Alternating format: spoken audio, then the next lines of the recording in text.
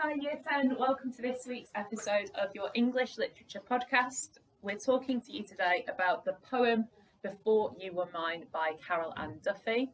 And on today's podcast you have Miss Beaumont, Mr. Rafi, and Mrs. Sajid.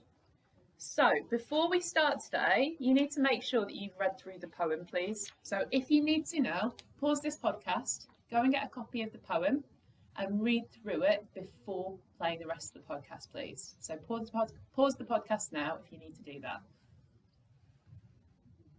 Okay, good. So we're going to start today by talking stanza by stanza about what this poem is about. So we're going to take it in turns to summarise each of the stanzas and tell you what's actually happening in the poem. So, who'd like to start us off? I'll get started then. So, in stanza 1, you've got the speaker talking about how she's 10 years away from where they are right now in time, and how she can see her mum with her two friends, McGinney and Jean Duff, standing on the corner of the pavement and just laughing away and having the time of their life. So you can imagine that her mother's maybe a young adult, like a teenager, and she's having the time of her life with her friends, just, gossiping and talking about maybe the latest fashion and things like that. And then you'll move on to the second stanza, in which we might see a bit of jealousy when it starts with saying, "I'm not here yet, the thought of me doesn't occur." So maybe thinking about how she would have liked to know, have known her mum when she was younger, and have the sort of carefree lifestyle going out late at night. And just, it carries on with from the first stanza, talking about different things that her mum would have done at her young age, going to the ballroom, going to the movies, and staying out late, so much so that her mum would get upset with her. Your mum stands at close with a hiding for the late one. So we can see how her mum's quite almost rebellious, and also really free and sort of outgoing. And then in the third stanza, she starts actually talking directly to her mum. So she says to her mum that the decade, so the 10 years ahead of her being born, was the best decade yet. And she talks about some of the memories that she has of holding her mum's red shoes that she used to go out dancing in. And she seems to have these very vivid images in her mind, these very strong images that she can almost picture her mum living this glamorous lifestyle. And there's actually a reference to her mum going out with lots of different boys at the end as well. So her mum was a little bit of a rebel, really. And then in the final stanza, anyone let's finish it off?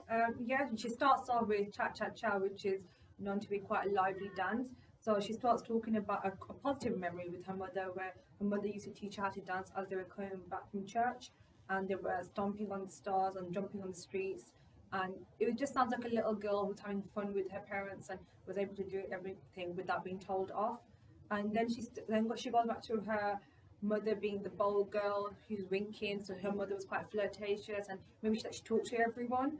And when she says "before I was born," it means again that her mother isn't like that anymore. This current moment that she sees her, she's probably gone a lot more serious than she used to be. And again, that glamorous love lasts where you sparkle and waltz and laugh before you mind. So it feels like towards the end of the poem that she's stating that since she's been born, her mother has lost that sparkle and she doesn't dance as much anymore and even laugh.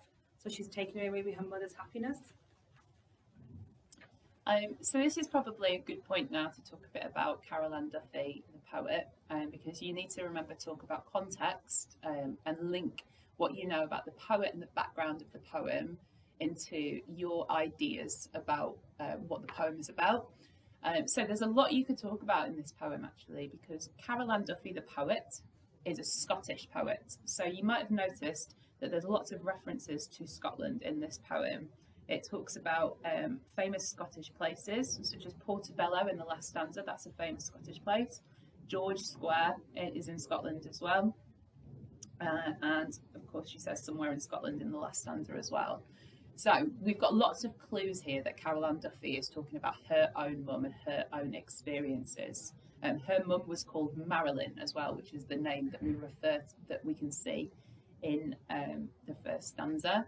And her own mum actually was quite strict as well. So we've got lots of clues that this is her life that she's talking about. So let's talk about language then. What sorts of things could we pick out when we're talking about her memories of her mum, possibly? So if we're looking at how her mum used to be quite outgoing, partying quite late, we can see the quote "ballroom with 1,000 eyes," which could be a metaphor for her mum was someone who attracted a lot of attention, attracted a lot of people to look at her, maybe by the way she was dressed or the fact that she was outgoing and really loud. So a ballroom is quite old fashioned, but before the invention of clubbing, people would go out to ballrooms to meet people, and that's how that's how lots of people. That's how my mum and dad met of that age. Would go out to these places where everyone would dance and boys would meet girls. So that metaphor definitely suggests that she's quite attractive. I think quite beautiful because the 1,000 eyes tells us that everybody is looking at her mum. So that definitely paints her as a really glamorous woman. And that's referenced as well in the red shoes. I think if we think about the colour of red, red often signifies passion and excitement and also danger as well. So perhaps hinting that mum can be quite a rebel, a character that you can't always predict. Are there any other clues about mum's past life that we could pick out in terms of language? What do we make of the polka dot dress? I think that's a really interesting image. It blows round your legs, Marilyn. So she's talking about her mum's skirt there. It's like her mum's a bit cheeky, a bit flirtatious. She doesn't really care about the value that other people might have, like that she should dress respectfully or like, not wear, you can not allow her dress to blow. So it kind of gives like this kind of relaxed feeling that her mother was like just kind of laid back and just enjoyed life and took things as they were.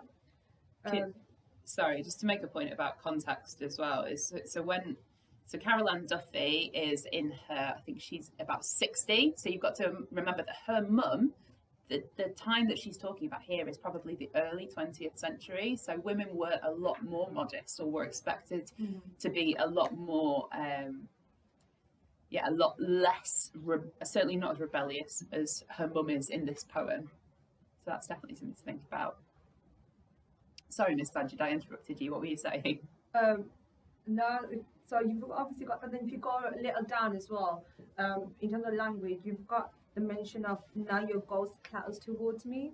So I'm just moving and slightly away from that. The fact that she's mentioned ghost is, you could say it's a metaphor, that it's a metaphor for her previous life, that her mum's not like this anymore. So where we had her being in that ballroom with 1,000 eyes on her, or her wearing like the red shoe and the polka dot dress, now all of them are just a distant memory. It's like the ghost of what she originally was. So you've got that little metaphor there as well that you can refer to, so that you can see that the she's changed, her whole life has changed now. So that's lots that we could talk about there with language. What about structure then, if we were going to aim for those extra marks to talk about structure? We could start off with, let's say, the rhetorical question. So if you look at the third stanza, you've got two rhetorical questions in there. The first one being, the decade ahead of my lad possessor year was the best one, A. Here you get this kind of sense that she's trying to, in a way, maybe a little bit sarcastic and like as if, guys can help me here. Yeah, trying to suggest that maybe her life was better before she came along. So the decade before I came along was the best one you've ever had. So almost maybe resentful that her mum enjoyed her life so much before she came, and now she's not that happy anymore. She's not so outgoing anymore. She doesn't party that much anymore. So and she's not just generally as happy. So maybe she feels guilty and also a bit resent towards her mum. It's a bit cheeky though, isn't it? Because I'm looking at the last line of that third stanza, and she's talking about her mum kissing a boy under a tree. She says to her mum, "Whose small bite's on your neck, sweetheart?" That word sweetheart sounds really cheeky to me. Like, that's not something that I would ever talk about with my mum, certainly. But it's... Like she's calling her out on it, isn't she? And she's trying to say to her, hang on, this is what you were getting up to. So I'm going to do the same thing now. Definitely. I think the repetition as well is really interesting in the poem, because we've got the title that's repeated at different points throughout the poem. And I think, that title really summarises the poem, doesn't it? Before You Were Mine. She's talking about the life before her mum belonged to her. And that's clearly quite important to her. And if you think about that word mine, that's almost like she's saying, and you're no one else's now, Mum.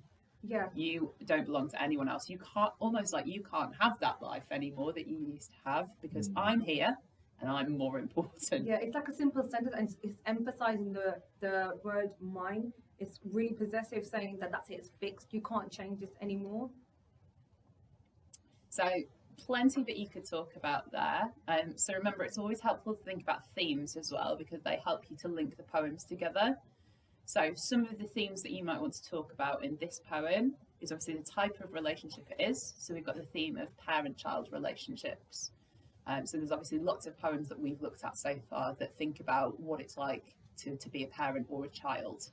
What other themes have we got? You have obviously memory, which is going back in time, and she's talking about what her mother was like when she was younger and all the experiences that she had and how she looked. So you have got the theme of memory in here as well. We've also got the theme of regret, so thinking about how her mum has to change the way she is and her life because of her being born and having to pick up those responsibilities and change the way she is.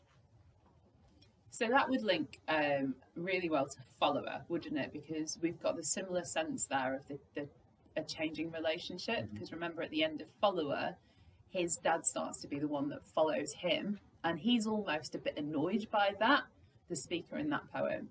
So again, we've got a sense that things have changed for a parent in a poem, and that'd be a really good link to make. Also with mothering distance, you obviously got both mothers in both the poems, but we're in mothering distance. You got the mother trying to bring back her child. Here it's like the daughter or the speaker wants the mother to be brought back to her. Yeah, also you've got walking away, which was also about a memory, but from the perspective of the parent, not the child, and thinking about how the relationship starts to change at certain points as the child gets older. So it links very closely to that as well. So lots that you could talk about for this poem, Year 10. That's all that we've got time for today, but make sure you join us next week when we'll be talking about our next poem in Love and Relationships. Bye-bye. Bye. Bye.